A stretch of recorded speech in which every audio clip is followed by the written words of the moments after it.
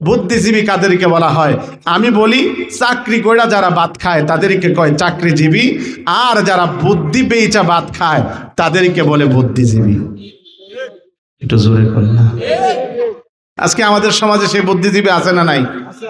আগে ছিল, বর্তমানেও আছে। ও মুসলমান, আগে কেমন বুদ্ধিজীবী ছিল এই বাংলার জমিনের বুকে? মাথা মনে করেন আপনার পুরো বঙ্গবন্ধু স্টেডিয়াম, নাম মুরগিচোরা শাহরিয়ার কবির। ওই শাহরিয়ার কবির ইসলামের বিরুদ্ধে সর্ব অবস্থায় বুদ্ধি দিত, ইসলামের বিরুদ্ধে এমনি করে এই সমাজকে পরিচালনা করার চেষ্টা করত, ইসলামের বিরুদ্ধে এমনি করে আমার শিক্ষা ব্যবস্থাকে নিয়ে যাওয়ার চেষ্টা করত। আর এই জমিনের বুকে তারা ডারউইন মতবাদ শিক্ষা দেওয়ার চেষ্টা চালিয়েছিল। এই জমিনের বুকে তারা সমকামিতার শিক্ষা দেওয়ার চেষ্টা করেছিল। এই জমিনের বুকে আলেম ওলামাদের টকশোর মধ্যে বসে বসে জঙ্গিবাদ উগ্রবাদের তকমা দিত। ও মুসলমান, আজ 5ই আগস্টের পরে সেই জামানা আর নাই। আমরা এটাই ভেবেছিলাম, কিন্তু পরম দুঃখের সাথে এই কথা জানান দিতে হয়। আমার দেশের এক এমনি করে নওজোয়ান এমপি, নাম তার হানজালা, যখন নাকি আজ সংসদ ভবনে প্রবেশ করছিল, আমরা দেখতে পেয়েছিলাম তাকে সংবোধন করে কে যেন জঙ্গি এমপি বলে সংবোধন করছিল। খোদার কসম একটা কথা জানান দেই, সেই বাংলা আর নাই যে বাংলার মাঝে আলেমদেরকে, টুপিওয়ালা দাড়িওয়ালাদেরকে জঙ্গিবাদ আর উগ্রবাদ বলে তোমরা তকমা দিয়ে এই জমিনের বুকে জেলখানায় অবরুদ্ধ করবা। খোদার কসম, আগাম দিনে যদি এই বাংলার জমিনে আলেমদেরকে জঙ্গিবাদ আর উগ্রবাদের তকমা দেওয়া হয়, বাংলার জমিনে তাদেরকে ছাড় দেওয়া হবে না। ঠিক কিনা তোরা বলো মুসলমান?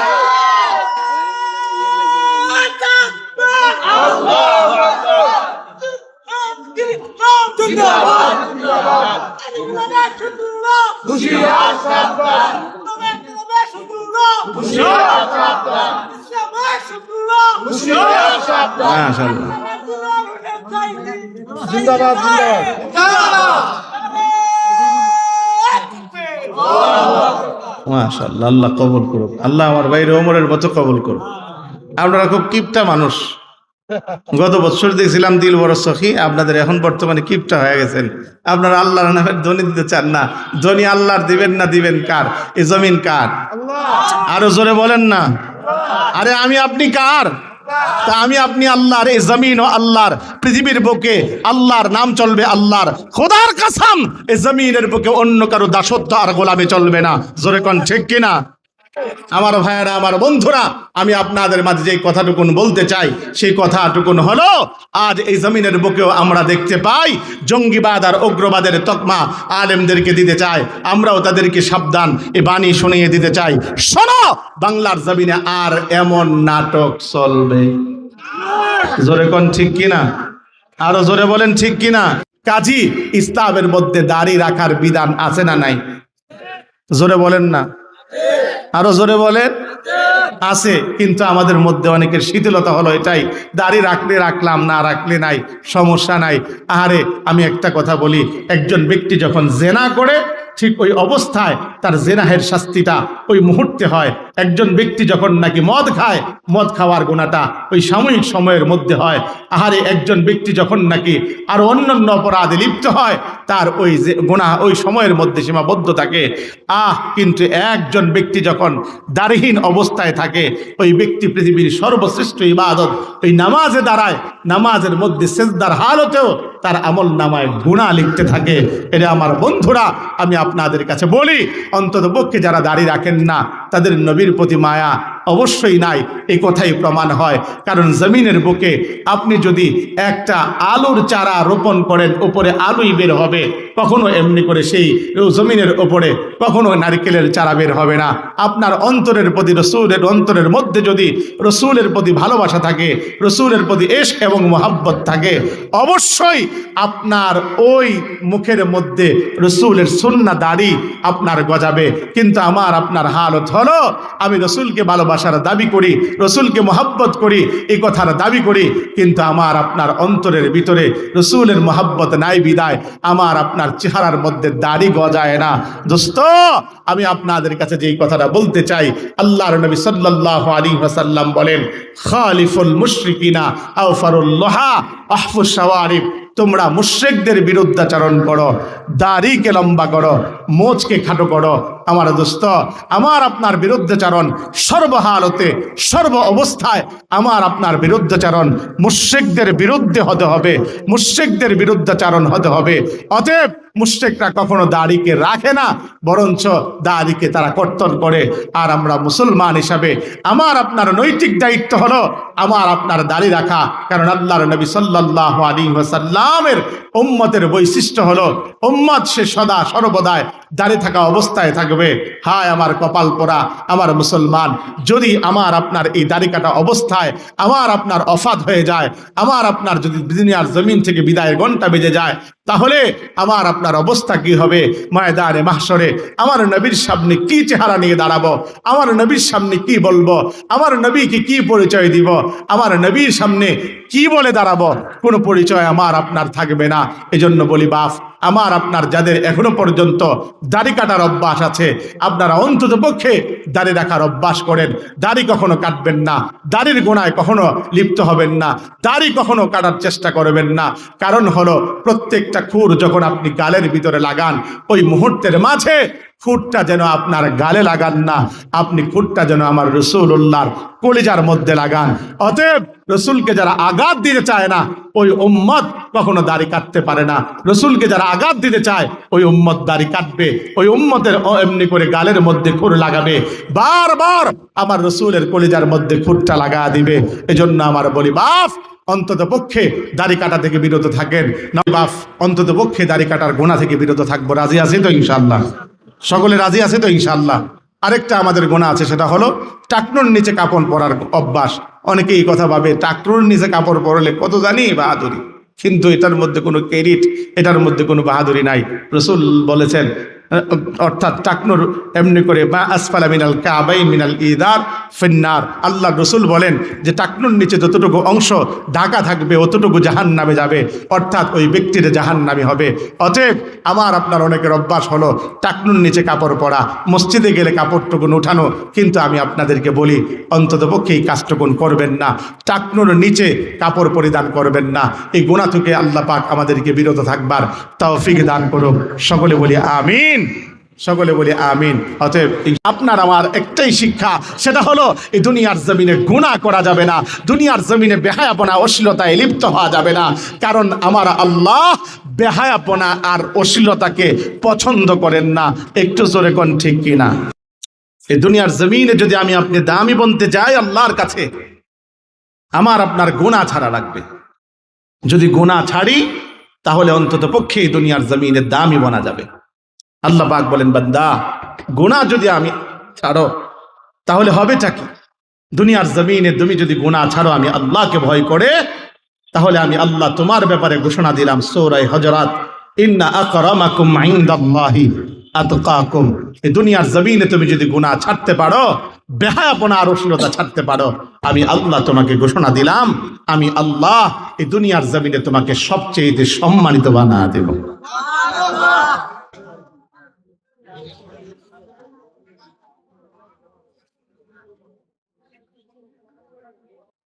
আর দুনিয়ার জমিনে তুমি যদি গুনাহ ছেড়ে আমি আল্লাহর সামনে দাঁড়াবাই চিন্তা চেতনায় যদি গুনাহকে ছাড়তে পারো, আমি আল্লাহ পাক রব্বুল আলামিন তোমার ব্যাপারে আমি ঘোষণা দিলাম, পরকালেও আমি আল্লাহ তোমার দামি বানাবো।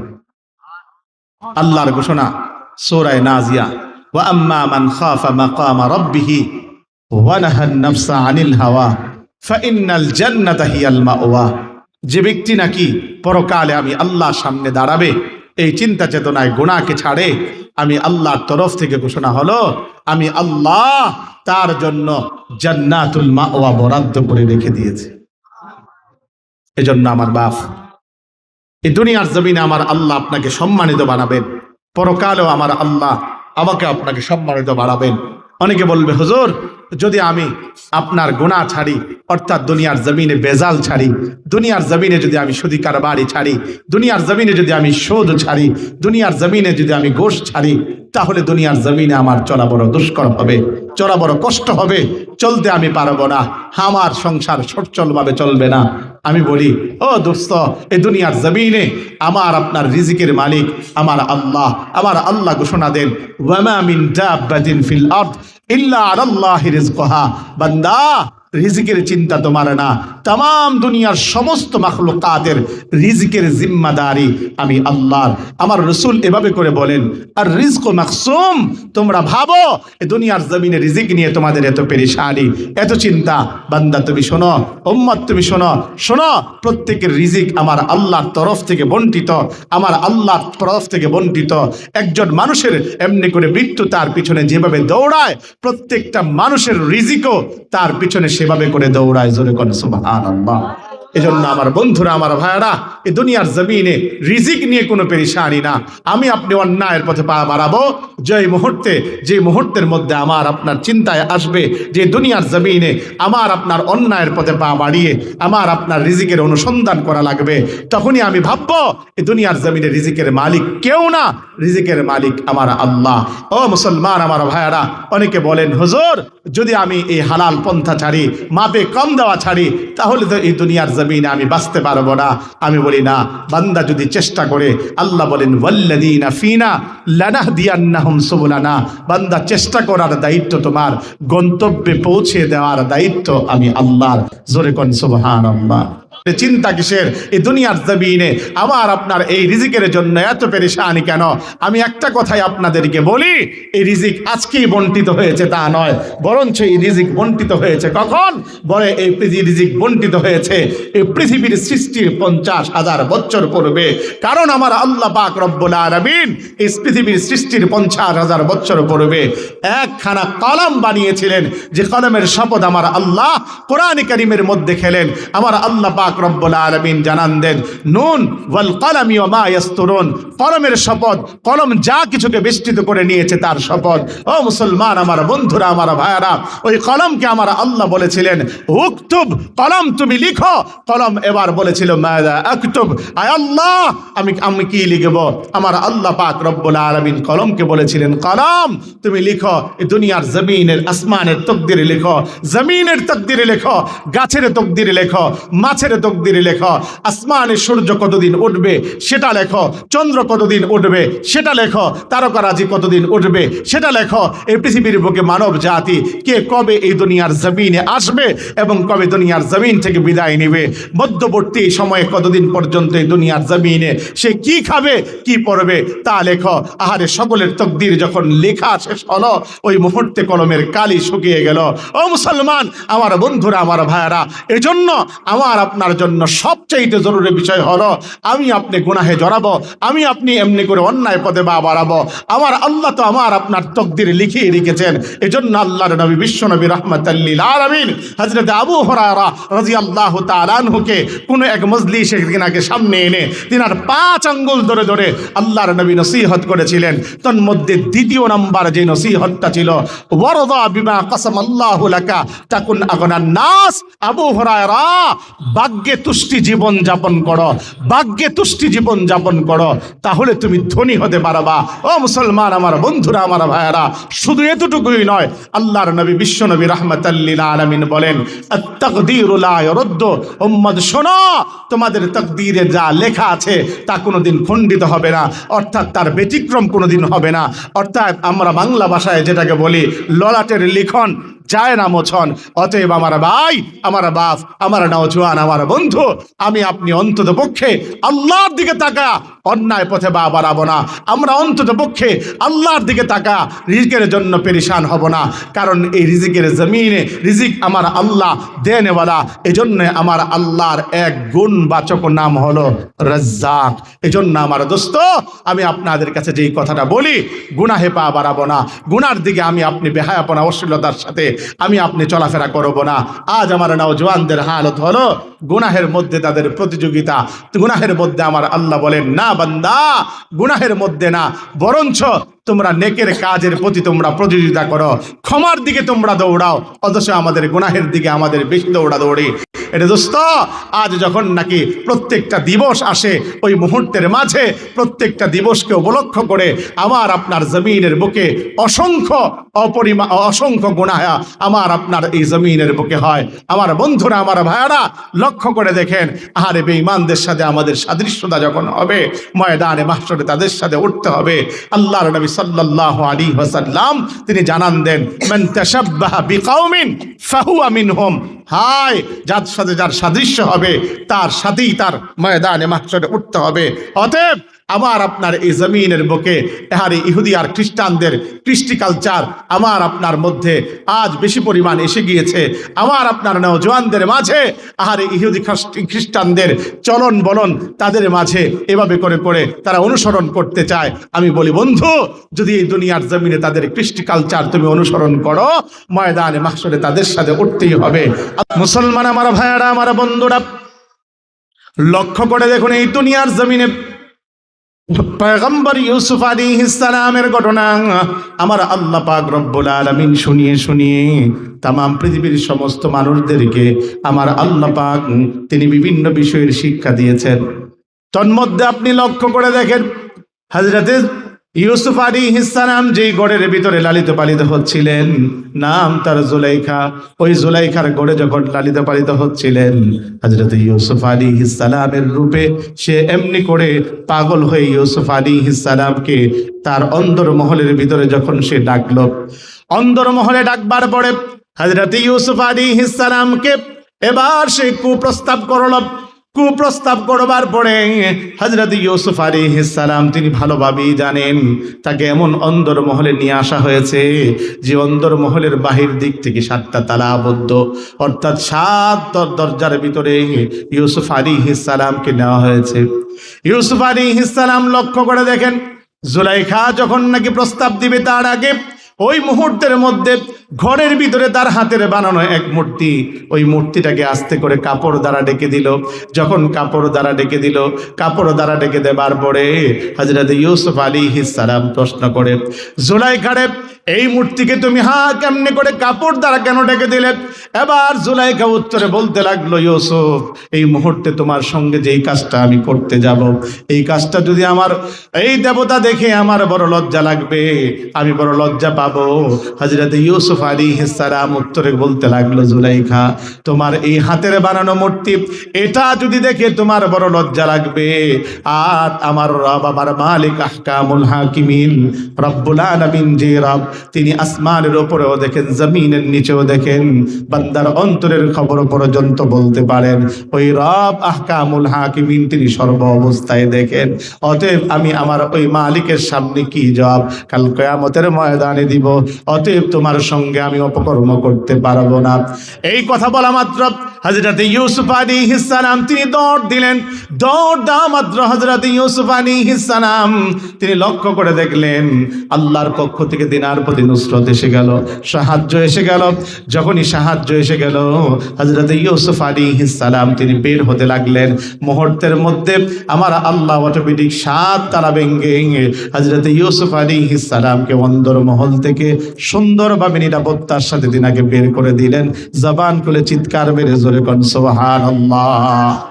বান্দা যখন চেষ্টা করে যে আমি এই দুনিয়ার জমিনে গুনাহ থেকে বাঁচবো, বান্দা যখন চেষ্টা করে এই দুনিয়ার জমিনে আমি হারাম থেকে বাঁচবো, বান্দা যখন চেষ্টা করে এই দুনিয়ার জমিনে আমি সুদে জড়িত হব না, বান্দা যখন চেষ্টা করে আমি ঘুষের মধ্যে জড়িত হব না, ওই মুহূর্তের মধ্যে আমার আল্লাহ বুঝা দেন, বান্দা আমি তোমার চেষ্টা করলে তুমি, আমি আল্লাহ কবুল করে নিলাম, আমি বান্দা আমি তোমাকে তা থেকে অবশ্যই বাঁচা দিব।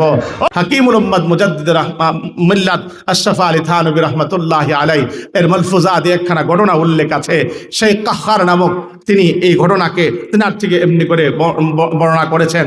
অর্থাৎ তিনি বলেন, সৌদি আরবের মধ্যে একটা রীতিনীতি ছিল যে ওই দেশের ভিতরে সৌদি আরবের মধ্যে কোনো মানুষ যদি মারা যেত তাহলে খোঁজা হতো এর আগে এই কবরের মধ্যে কোনো নেককারের কবর আছে কিনা, ওই নেককারের কবরের ভিতরে এই ব্যক্তিটাকে দাফন করা হতো এই আশায় যে আল্লাহ পাক রব্বুল আলামিন এই আল্লাহওয়ালা নেককার এই ব্যক্তির উসিলায় হয়তোবা আল্লাহ পাক এই ব্যক্তির গুনাহকে মাফ করবেন। সেই চিন্তা চেতনায় এহারে একজন ব্যক্তি মারা গেল। ব্যক্তি যখন মারা গেল, মারা যাবার পরে এবার ওই ব্যক্তির কবরের মধ্যে এহারে এমনি করে আল্লাহওয়ালার এক কবরের মধ্যে ওই ব্যক্তিকে দাফন করার চেষ্টা চালানো। যখন নাকি কবর খনন করলো, কবর খনন করে এবার তাকা দেখে কিছুদিন আগে যে আল্লাহওয়ালাকে এই কবরের ভিতরে রাখা হয়েছিল, ওই কবরের ভিতরে আর সেই আল্লাহওয়ালা ব্যক্তি নাই, বরঞ্চ আছে একটা সুন্দরী রূপসী দেখতে পশ্চিমা এক নারীর লাশ। যখনই এই জিনিসটা দেখলো, দেখবার পরক্ষণেই তাদের মাঝে কৌতূহল জাগলো, আরে আমরা তো কিছুদিন আগে এখানে দাফন করেছিলাম একজন আল্লাহওয়ালা ব্যক্তিকে, কিন্তু সেই ব্যক্তির লাশ তো এখানে নাই, আছে একজন পশ্চিমা নারীর লাশ। আর ওই আল্লাহওয়ালার লাশই বা গেল কোথায়? এই লাশটাই বা আসলো কোত্থেকে? এই প্রশ্ন যখন নাকি সকলের মনে ছিল, হজ্জের মৌসুম, ওই মুহূর্তের মধ্যে এবার সকলেই আহারে আসবার পরে দেখতে লাগলো। দেখতে দেখতে হঠাৎ করে একজন হাজী তার ওই চোখের মধ্যে পড়লো যে এই মহিলাটা তার এক পরিচিত, তার দেশের লোক, অর্থাৎ তার এককালের ছাত্রীও বটে। কিন্তু মহিলাটা সে মূলত ধর্মীয়ভাবে মুসলমান ছিল না, ধর্মীয়ভাবে সে ছিল একজন খ্রিস্টান। যার কারণে সে এবার বড় আশ্চর্য হয়ে এবার বলতে লাগলো, শোনো, এই মহিলাটা মূলত একজন খ্রিস্টান আর আমার পরিচিত বটে। আহারে আমি এবার দেখবো তার বাড়িতে যাবার পরে সে মেয়েটা জীবিত আছে কিনা, সে মহিলাটা বেঁচে আছে কিনা। যদি মহিলাটা বেঁচে থাকে তাহলে এই মহিলার লাশই বা কোত্থেকে আসবে? তার যদি মারা যায় তাহলে এখানে কথা থেকে যায়, আমি বাড়িতে যাই। যখন লোকটা বাড়িতে গেল, বাড়িতে যাবার পরে মহিলার খোঁজ খবর নিল। মহিলার খোঁজ খবর নিয়ে জানতে পারলো মহিলা মারা গিয়েছে। আমার দোস্ত, আমার বন্ধু, আমার ভাই যখনই মারা গিয়েছে এই কথা শুনবার পরে এবার সঙ্গে সঙ্গে এবার তার কবরের ভিতরে খনন করবার লক্ষ্যে তার মা বাবাকে যখন পিড়াপিড়ি করতে লাগলো, বলে, না, আমার সন্তানের কবরের ভিতরে আমার সন্তানের লাশই থাকবে, অন্য কারো লাশ থাকবে না। আমার দোস্ত, যখন নাকি ওই কবরকে খনন করা হলো, কবর খনন করে এবার তাকা দেখে ওই কবরের ভিতরে একজন দেখতে দেখা যায় সুদর্শন একজন পুরুষের লাশ। তার চেহারার মাঝে দাড়ি, মুখের এমনি করে লম্বা লম্বা দাড়ি। ওই মুহূর্তের মাঝে ওই ব্যক্তির আকৃতি যখন বর্ণনা করে যখন সৌদি আরবের মধ্যে পাঠানো হলো, তখন তারা বুঝে ফেললো এটা আর অন্য কোনো ব্যক্তি না, যে আলেমকে আমরা কবরস্থ করেছিলাম এটাই আমাদের সেই আলেম। এবার তাদের মনের ভিতরে কৌতূহল জাগলো, আহারে আমাদের এই আলেমের অপরাধটাই কি, যার কারণে খ্রিস্টানদের ওই দেশের মধ্যে তার লাশটাকে আমার আল্লাহ পাঠালেন। আর এই নারীরই বা কি এমনি করে কি পুঁজি আছে যার কারণে এই সৌদি আরবের পবিত্র মাটিতে লাশটাকে আসলো এই খবর নেবার জন্য। মুহূর্তের মধ্যে যখন নাকি তার বাড়িতে গেল, একজন পুরুষের সবচেয়ে বেশি ভালো জানে ওই পুরুষের তার স্ত্রী, যার কারণে তার স্ত্রীর কাছে যখন গেল, যাবার পরে এবার জিজ্ঞাসা করলো, আমরা তো জানি তোমার স্বামী বড় আলেম, তোমার স্বামী বড় দিনদার, কিন্তু কথা হলো তোমার স্বামীর এই হালতটুকুন এমন করে কেন হলো? ওই মুহূর্তের মাঝে এবার ওই মহিলা এবার বলতে লাগলো, শোনেন, আমার স্বামী 5 ওয়াক্ত নামাজি ছিল, আমার স্বামী এমনি করে আলেম ছিল, কিন্তু কথা হলো আমার স্বামীকে আমি প্রতিনিয়ত একটা জিনিস দেখতাম, যখন শীতের রজনীতে আমার সঙ্গে আমার স্বামীর মিলন হতো, ওই মুহূর্তের মধ্যে আমাদের উভয়ের উপরে গোসল ফরজ হয়। শরীয়তে ইসলামের মধ্যে গোসল ফরজ হয়। যখন নাকি আমাদের গোসল ফরজ হতো, আমার স্বামী গোসল করতো না তা না, বরঞ্চ আমার স্বামী গোসল করতে যেত বটে, কিন্তু যাবার আগে আমার স্বামী এবার কাদের মধ্যে লুঙ্গি আর গামছাটুকু নেবার পরে সে একটা কথা বলতো, এই ক্ষেত্রে খ্রিস্টান ধর্মের নিয়মটা বড় ভালো, এই নিয়মটা যদি ইসলাম ধর্মে আসতো তাহলে কতই না ভালো হতো। সেই নিয়মটুকুন হলো খ্রিস্টান ধর্মে সহবাস করার পরে গোসল করতে হয় না। যদি এই খ্রিস্টান ধর্মের নিয়মটা ইসলাম ধর্মের ভিতরে আসতো, এই সামান্য পরিমাণ টান, সামান্য পরিমাণ খ্রিস্টান ধর্মের প্রতি তার এইটুকু টান থাকার কারণে আল্লাহ পাক রব্বুল আলামিন তাকে খ্রিস্টান ধর্মের সেই তীর্থভূমিতে আল্লাহ পাক রব্বুল আলামিন তার লাশটাকে মারা যাবার তারপরে পাঠিয়ে দিয়েছেন। ও দোস্ত, আর ওই নারী ইসলামের প্রতি টান ছিল বিদায় ওই নারীকে আমার আল্লাহ আল ইসলাম ইয়ানহাদিমু মা কানা ক্বাবলাহু, সে এমনি করে ওফাতের আগে হয়তোবা ইসলাম কবুল করেছে বিদায় ইসলামের প্রতি টান থাকার কারণে আমার আল্লাহ পাক রব্বুল আলামিন তার মক্কার এই পবিত্র ভূমির মাঝে আমার আল্লাহ তার লাশটাকে পৌঁছে দিয়েছেন। জোরে কন্যা সুবহানাল্লাহ। এজন্য বলি ইসলামের প্রতি টান আমার আপনার থাকা চাই, ইসলামের প্রতি ভালোবাসা আমার আপনার থাকা চাই, ইসলামের প্রতি আমার আপনার ইসলামের লেবাসের প্রতি আমার আপনার ভালোবাসা থাকা চাই। এটা দোস্ত, আজ আমার আপনার ইসলামের লেবাসের প্রতিও ভালোবাসা নাই, ইসলামের এই সুন্দর দাড়ির প্রতিও ভালোবাসা নাই। নওজোয়ানদের দিকে তাকালে এমন মনে হয় অসংখ্য নওজোয়ান এমন আছে যারা দাড়ি রাখে না, দাড়ি বরঞ্চ প্রতিনিয়ত প্রত্যেক দিন পরে পরে সেভ করে। আমার দোস্ত, আমার বন্ধু, আমার ভাই, আমার আল্লাহ তিনি ডেকে ডেকে বলেন, ইয়া আইয়ুহাল্লাযীনা আমানু দুখুলু ফিস-সিলমি কাফা, ঈমানদার ইসলামের মধ্যে পরিপূর্ণরূপে প্রবেশ করো। কাজী আল্লাহ পাকের সাথে দৃষ্টতা সীমা লঙ্ঘন করার কারণে যাদেরকে দুনিয়ার জমিন থেকে বিদায় করেছেন এমন জাতিদের গল্প, অর্থাৎ আল্লাহ পাক রব্বুল আলামিনের সাথে যারা দৃষ্টতা দেখিয়েছে, আল্লাহর অবাধ্য যারা হয়েছে, এই জাতি আল্লাহ পাক যাদেরকে যেভাবেই ধ্বংস করেছেন, আল্লাহ পাক রব্বুল আলামিন কোরআন কারীমের বিভিন্ন জায়গায় এদের কথা উল্লেখ করে করে পৃথিবীর পরবর্তী জাতিদেরকে আমার আল্লাহ নসিহত অথবা তাদের জন্য শিক্ষা হিসাবে কোরআনে মাজিদের মধ্যে অসংখ্য ঘটনা উল্লেখ করেছেন। তন্মধ্যে এটাও একটা ঘটনা, আল্লাহ পাক যাদেরকে এই দুনিয়ার জমিনে ইহানতের সাথে বিদায় করেছিলেন এই সম্প্রদায়ের ঘটনা আপনাদের সামনে বলব। এই সম্প্রদায়ের নাম হলো আইলা সম্প্রদায়। এই সম্প্রদায়ের একজন নবী, তিনার নাম হলো হযরতে দাউদ আলাইহিস সালাম। লম্বা করে বলছি না, ছোট্ট করে আপনাদেরকে বলছি। হযরতে দাউদ আলাইহিস সালাম কে ছিলেন? এই পৃথিবীর বুকে আল্লাহ পাক রব্বুল আলামিন মানুষের রাহনুমাইয়ের জন্য যে মূল চারটা কিতাব আমার আল্লাহ পাক প্রেরণ করেছেন, তন্মধ্যে তাওরাত দিয়েছেন আমার আল্লাহ হযরতে মূসা আলাইহিস সালামকে, ইনজিল দিয়েছেন আমার আল্লাহ হযরতে ঈসা আলাইহিস সালামকে, জাবুর এই কিতাব যাকে আমার আল্লাহ দিয়েছিলেন তিনার নাম হলো হযরতে দাউদ আলাইহিস সালাম, এবং সর্বশেষ কিতাব মহাগ্রন্থ আল্লাহ পাক যাকে দান করেছিলেন তিনি আর কেউ নন, তিনি আমার আপনার নবী জনাবে মুহাম্মদুর রাসূলুল্লাহ সাল্লাল্লাহু আলাইহি ওয়াসাল্লাম। এই দাউদ আলাইহিস সালাম এই পৃথিবীর বুকে আমার আল্লাহ পাক রব্বুল আলামিন তাকে বিশেষ কিছু আল্লাহ পাক ক্ষমতা দিয়েছিলেন, যেগুলোকে অলৌকিক পাওয়ার, যেগুলোকে যদি কোনো ওলিদের বেলায় প্রকাশ পায় তাহলে সেটাকে আমরা বলি কারামাত, আর যদি কোনো নবীদের থেকে প্রকাশ পায় সেটাকে বলা হয় মুআজিজা। হযরতে দাউদ আলাইহিস সালামের কিছু মুআজিজা আমার আল্লাহ দান করেছেন। তার মধ্যে একটা মুআজিজা হলো দাউদ আলাইহিস সালাম তিনি পাখির ভাষা বুঝতেন। একটু জোরে কন্যা সুবহানাল্লাহ। দাউদ আলাইহিস সালামের আরো একটা মুআজিজা হলো তিনি যখন কোনো লোহার জিনিসকে ধরতেন, লোহা ধরতেন, সঙ্গে সঙ্গে সেটা মোমের মতো গলে যেত। সুবহানাল্লাহ। দাউদ আলাইহিস সালাম কে আমার আল্লাহ পাক রব্বুল আলামিন এই দুনিয়ার জমিনে সবচেয়ে সুন্দর একটা কণ্ঠ আমার আল্লাহ দান করেছেন। জোরে করেন সুবহানাল্লাহ। আল্লাহ পাক রব্বুল আলামিন দাউদ আলাইহিস সালামকে কতটা সুন্দর কণ্ঠ দান করেছেন।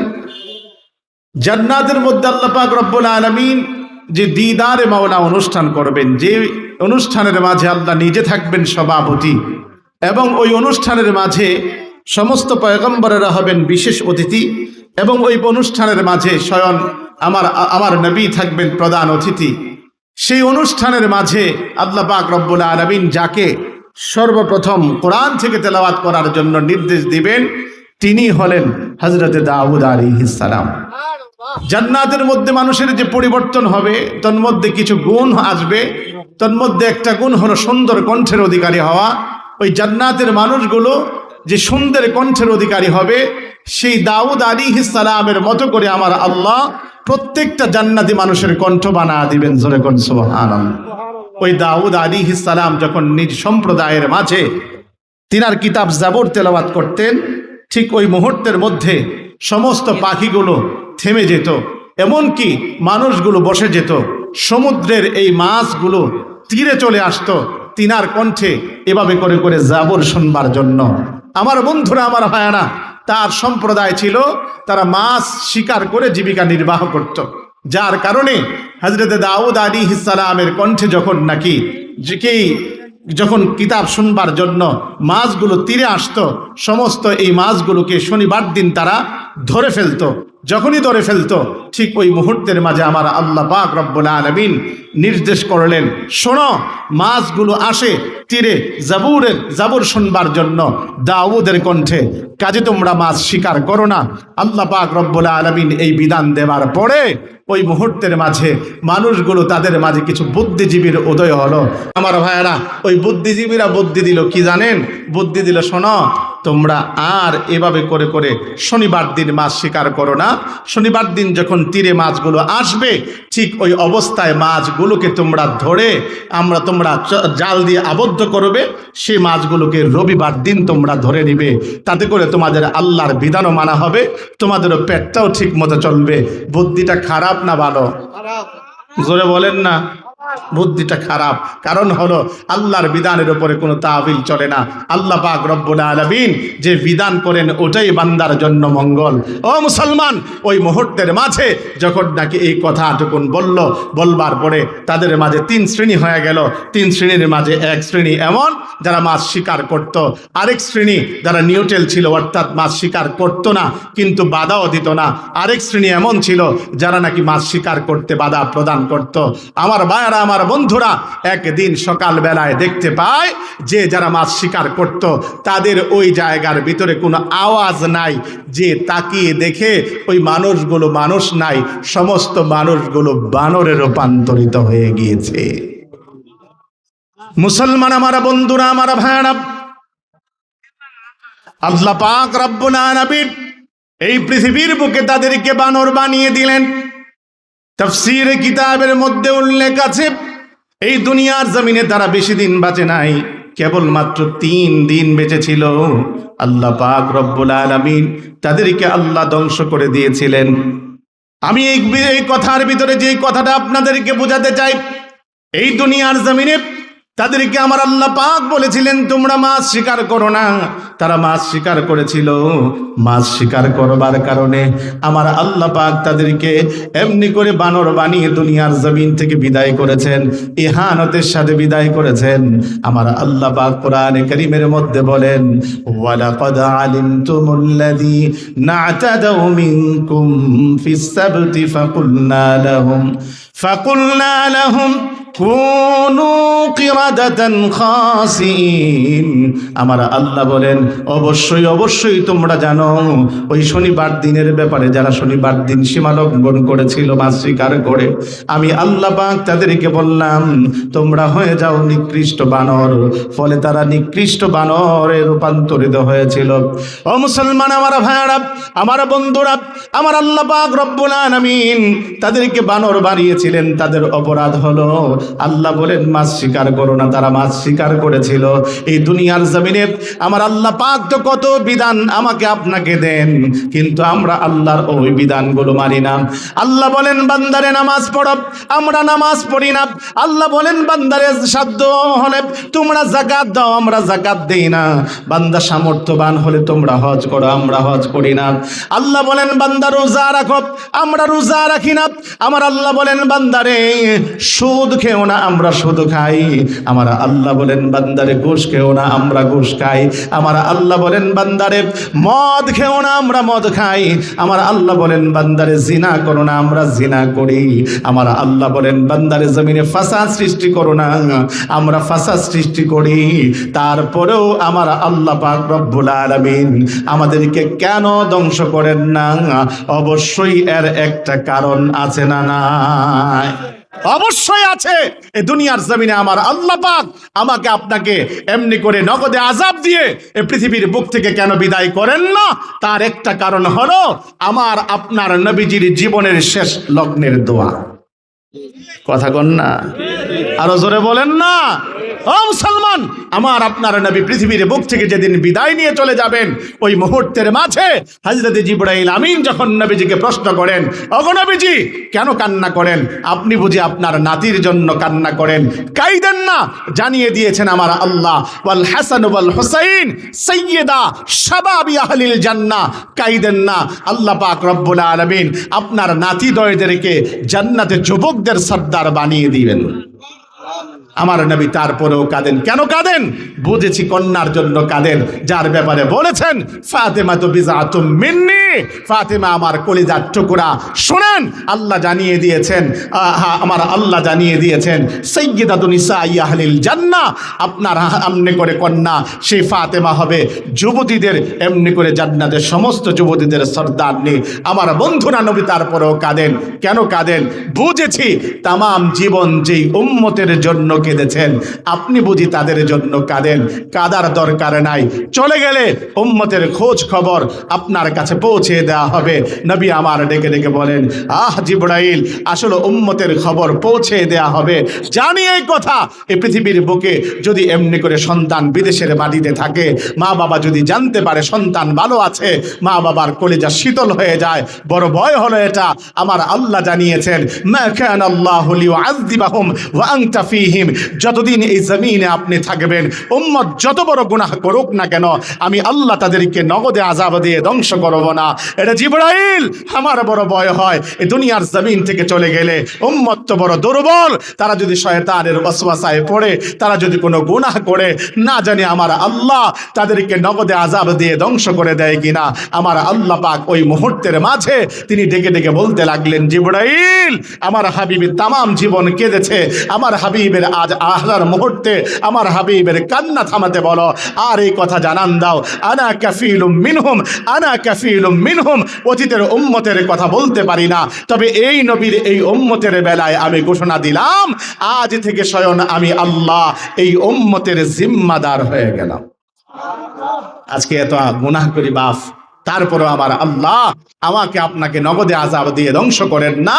তার একটা মূল কারণ হলো আমার আপনার নবীজির জীবনের শেষ লগ্নের দোয়া।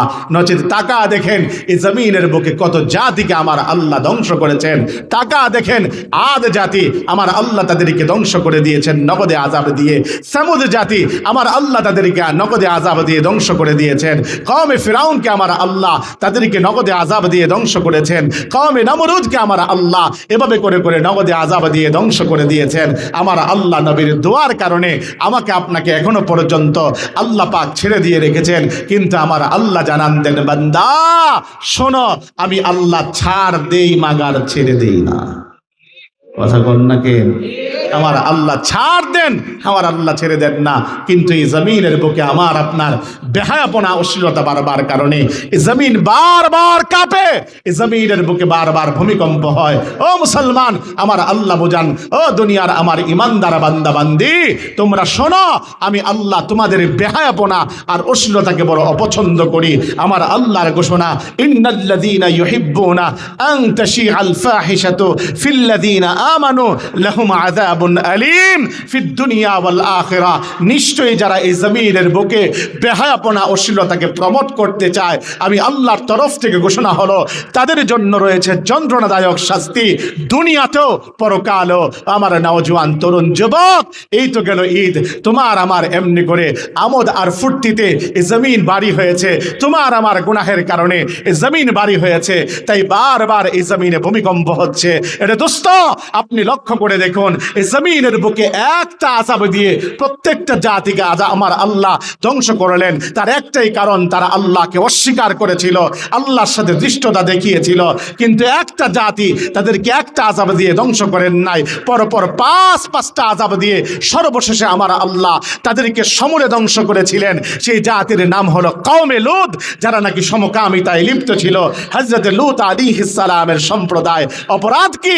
তারা সমকামিতা করত, অর্থাৎ পুরুষে পুরুষে জেনা করত, নারী নারী জেনা করত, অর্থাৎ তারা এই দুনিয়ার জমিনে বেহায়াপনা অশ্লীলতাকে সয়লাভ করার চেষ্টা করত। আমার আল্লাহ তাদেরকে প্রথম আযাব দিয়েছিলেন, তাদের জমিনের বুকে ভাইব্রেশন করেছিলেন, অর্থাৎ তাদের জমিনকে কাঁপিয়ে দিয়েছিলেন। ও মুসলমান, এই জমিনের বুকে বারবার আমার আল্লাহ ভূমিকম্প দিয়ে আমাকে আপনাকে সতর্ক করছেন আর বলছেন, বান্দা বেহায়াপনা আর অশ্লীলতাকে ছাড়ো। যখনই তারা এই বেহায়াপনা অশ্লীলতা ছাড়তে পারে নাই, পরক্ষণে আমার আল্লাহ তাদের সন্তান জন্মগ্রহণ করান তো, কিন্তু তাদের সন্তানের মধ্যে চেহারা বিকৃত হয়, অর্থাৎ এমনি করে এই জমিনের বুকেও সন্তান জন্মগ্রহণ করে আল্লাহ পাকের দ্বিতীয় আযাব প্রকাশ পেয়েছে। মানুষের চেহারা পায় না, এলিয়নের চেহারা পায়। জোরে কোন ঠিক কিনা? তৃতীয় নম্বর, এই জমিনেও আমার আল্লাহর আযাব প্রকাশ পেয়েছে। সেটা কি জানেন? সেটা হলো আমার আল্লাহ তাদেরকে এই জমিনের বুকে শিলাবৃষ্টি, পাথরের বৃষ্টি দিয়েছিলেন। আল্লাহ তো বর্তমানে পাথরের বৃষ্টি দেন না, তবে শিলাবৃষ্টি দিয়ে এই জমিনের বুকে আমার আপনার খেত, আমার আপনার মানুষকেও দুনিয়ার জমিন থেকে আমার আল্লাহ বিদায় করেন। চতুর্থ নম্বর, আমার আল্লাহ পাক রব্বুল আলামিন তাদেরকে এই দুনিয়ার জমিনের বুকে আরেকটা আযাব দিয়েছিলেন। পাহাড়ের দুই চিপা থেকে বিশাল বড় বিকট শব্দ শুনিয়েছিলেন, কিন্তু তারপরেও তারা সতর্ক হয় নাই। আজ এই জমিনের বুকেও আমার আল্লাহর বজ্রধ্বনি আসে। আমার আল্লাহ পাক রব্বুল আলামিন আমাদের অনেককে বজ্রধ্বনির মাধ্যমে দুনিয়ার জমিন থেকে বিদায় করেন। আরে দোস্ত, চার আযাবের পরেও যখন তারা সতর্ক হয় নাই, পরিশেষে আমার আল্লাহ পাক তাদের জমিনকে উল্টিয়ে দিয়েছিলেন। আহারে, আমি বড় ভয় করি বাংলার জমিন নিয়ে। আমার আপনার বেহায়াপনা আর অশ্লীলতার কারণে না জানি আমার আল্লাহ নাখোশ হয়ে এই জমিনের বুক থেকে আমার আপনার জন্য এমন ব্যবস্থা করেন, না জানি এই জমিনকে উল্টিয়ে দেন কিনা। এজন্য বলি বন্ধু, আমার নওজোয়ান তরুণ যুবক ভাই, আমার বৃদ্ধ বাপ, অন্তত পক্ষে আল্লাহর জন্য, আল্লাহর দিকে, অন্তত পক্ষে আল্লাহর দিকে, অন্তত পক্ষে আল্লাহকে ভয় করে গুনাহকে ছাড়ার চেষ্টা করেন। গুনাহকে যদি ছাড়তে পারেন, আমার আল্লাহ পাক জানান দেন আহারে নবীর মাধ্যমে, ইত্তাকিল মাহারিমা তাকুন আবাদান নাস। বান্দা, তুমি শোনো, তুমি যখন নাকি গুনাহকে ছাড়বা, শুনে রেখো আমার উম্মত, তাহলে এই দুনিয়ার জমিনে তুমি আল্লাহর পেয়ারা বান্দা বনে যাবা।